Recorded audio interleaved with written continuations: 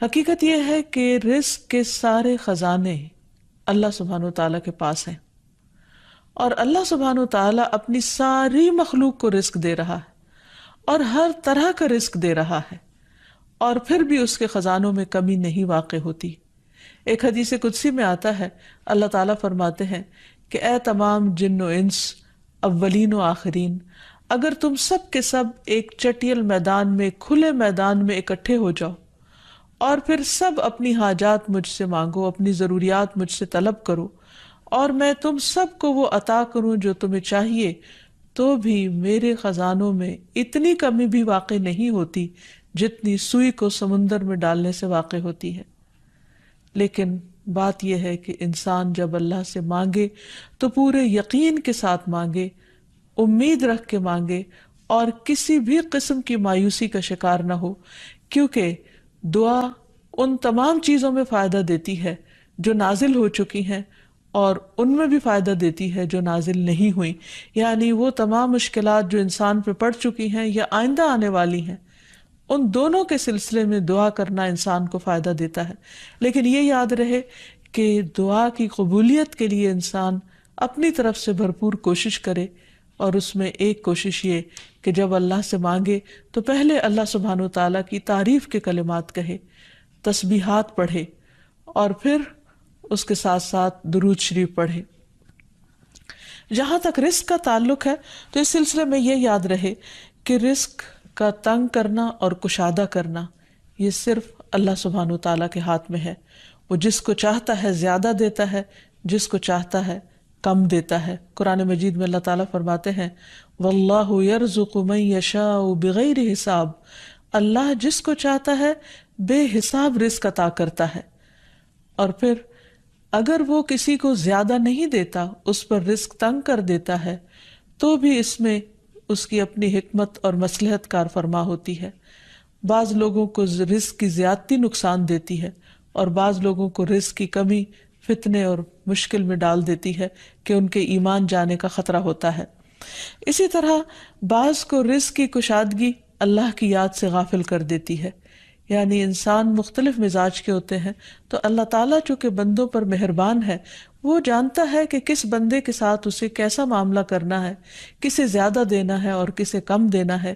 اس لیے ہمارے معاملے میں اللہ تعالیٰ کا جو بھی فیصلہ ہو اسے بخوشی قبول کر لینا چاہیے، اور اس کے ساتھ ساتھ اس سے اچھی امید رکھنی چاہیے۔ رزق کے سلسلے میں یہ بات بھی یاد رہے کہ اگر کبھی رزق میں تنگی ہو رہی ہو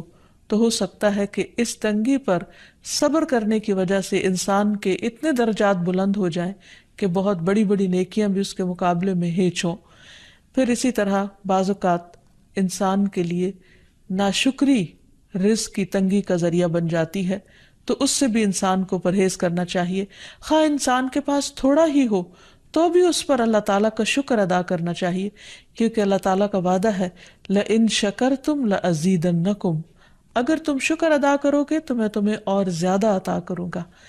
کیونکہ ہر انسان جس کے پاس جتنا بھی ہے وہ عموماً کمی کا رونا روتا رہتا ہے۔ اسی لیے ہمیں یہ سکھایا گیا ہے کہ رزق کے معاملے میں ہم یعنی دنیاوی معاملات میں اپنے سے نیچے والوں کو دیکھیں کہ ان کے پاس کیا ہے، تو انسان کے پاس جو کچھ بھی ہو انسان اس پر راضی ہو سکتا ہے، مطمئن ہو سکتا ہے، خوش ہو سکتا ہے، اور اللہ تعالیٰ کا شکر گزار ہو سکتا ہے۔ اور یہ ہمیشہ یاد رکھے کہ اصل میں الرزاق تو اللہ تعالیٰ ہی ہے۔ اس لیے جب بھی رزق کے معاملے میں کسی بھی قسم کی کوئی مشکل ہو، اونچ نیچ ہو، تو فوراً اللہ تعالیٰ کی طرف انسان رجوع کرے اور اللہ تعالیٰ سے خوب خوب دعائیں کرے، کیونکہ وہ دعاؤں کا سننے والا ہے، قریب مجیب ہے، بہت قریب ہے، اور ہر بات کا جواب دیتا ہے۔ ایسا نہیں کہ وہ انسان کی دعا کو نظر انداز کر دیتا ہے، اور یہ تو اس کا خود حکم ہے، وَقَالَ رَبُّكُمُ ادْعُونِي أَسْتَجِبْ لَكُمْ، تمہارا رب کہتا ہے کہ تم مجھ سے مانگو تو میں تمہاری دعا قبول کروں گا۔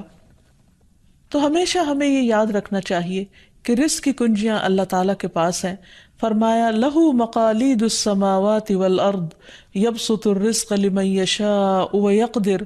إِنَّهُ بِكُلِّ شَيْءٍ عَلِيمٌ، آسمانوں اور زمین کی چابیاں اسی کے پاس ہیں،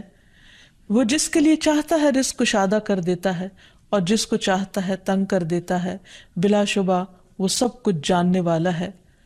اور پھر تمام مخلوقات کے رزق کی ذمہ داری اسی پر ہے۔ فرمایا وما من دابۃ الا علی اللہ رزقها، اور کوئی جاندار ایسا نہیں کہ جس کے رزق کا ذمہ اللہ کے اوپر نہ ہو۔ کوئی ایک چھوٹی سے چھوٹی چونٹی اور اس سے بھی چھوٹی مخلوق، ان سب کو وہی کھلاتا اور پلاتا ہے، وہی زندگی دیتا ہے اور زندگی کے اسباب مہیا کرتا ہے۔ لیکن اکثر لوگ اللہ تعالیٰ کے اس اختیار سے لا علم ہیں۔ اسی لیے اللہ تعالیٰ فرماتے ہیں قل ان ربی یبسط الرزق لمن یشاء ویقدر ولکن اکثر الناس لا یعلمون، کہہ دیجئے بے شک میرا رب رزق فراخ کرتا ہے جس کے لیے چاہتا ہے اور تنگ کر دیتا ہے، لیکن اکثر لوگ علم نہیں رکھتے۔ یعنی بہت سے لوگ اس حقیقت کو بھول جاتے ہیں، اور جب ان کے پاس زیادہ آتا ہے تو وہ سمجھتے ہیں کہ یہ ان کی محنت کا نتیجہ ہے، یہ ان کی کوششیں اور ان کے سمجھداری ہے جس کی وجہ سے ان کو زیادہ ملا ہے۔ اور اگر کسی کے پاس کم ہوتا ہے تو عموماً لوگ سمجھتے ہیں کہ یہ اس کی اپنی حماقت اور بے وقوفی کی وجہ سے یا ناسمجھی کی وجہ سے اس کو نہیں مل رہا۔ حالانکہ بعض اوقات اللہ سبحانہ وتعالیٰ انتہائی ناسمجھ لوگوں کو بھی بہت کچھ عطا کر دیتا ہے، اور بعض اوقات بہت زیادہ پڑھے لکھے سمجھدار عقل مند لوگ اپنے 2 وقت کے کھانے کے لیے بھی پریشان ہوتے ہیں۔ حقیقت یہ ہے کہ اللہ سبحانہ وتعالیٰ جسے چاہے خوب نوازے، اور دینے سے اس کے خزانوں میں کوئی کمی واقع نہیں ہوتی، اور یہ اس کی اپنی مشیت اور اس کی اپنی چاہت ہے۔ وہ چاہے تو اپنے نافرمانوں کو بہت کچھ دے دے۔ ہم دیکھتے ہیں کہ دنیا میں بہت سے لوگ اس کی ذات کا بھی انکار کرتے ہیں، اس کے آگے سجدہ بھی نہیں کرتے، اس کی راہ میں کچھ صدقہ خیرات بھی نہیں کرتے، لیکن اس کے باوجود ان پر رزق برستا ہی چلا جاتا ہے، کیونکہ اللہ سبحانہ وتعالیٰ ان کو ڈھیل دیتا ہے۔ پھر اسی طرح اللہ تعالیٰ نے ہر ایک کا چونکہ رزق مقرر کر رکھا ہے، تو جن کے حصے میں زیادہ دیا یا زیادہ رکھا ہے، وہ ایسا نہیں کہ ضروری طور پر ان کی کسی نیکی کی وجہ سے ہی ہو، وہ اللہ تعالیٰ کی تقسیم کی بنا پر ہے۔ اللہ تعالیٰ کا اپنا فیصلہ ہے جو اس کے حکمت پر مبنی ہے، جسے انسان نہیں جانتے، کیونکہ اللہ تعالیٰ نے ہر انسان کا رزق مقرر کر رکھا ہے، اور جو انسان کے مقدر میں ہوتا ہے وہ اس کو مل کر رہتا ہے۔ اسی لیے جابر بن عبداللہ کہتے ہیں کہ اللہ کے رسول صلی اللہ علیہ وسلم نے فرمایا اگر ابن آدم اپنے رزق سے اسی طرح بھاگے جس طرح موت سے بھاگتا ہے تو بھی رزق اسے اسی طرح پالے گا جس طرح اسے موت پا لیتی ہے، یعنی اس کا رزق اس تک پہنچ کر رہے گا۔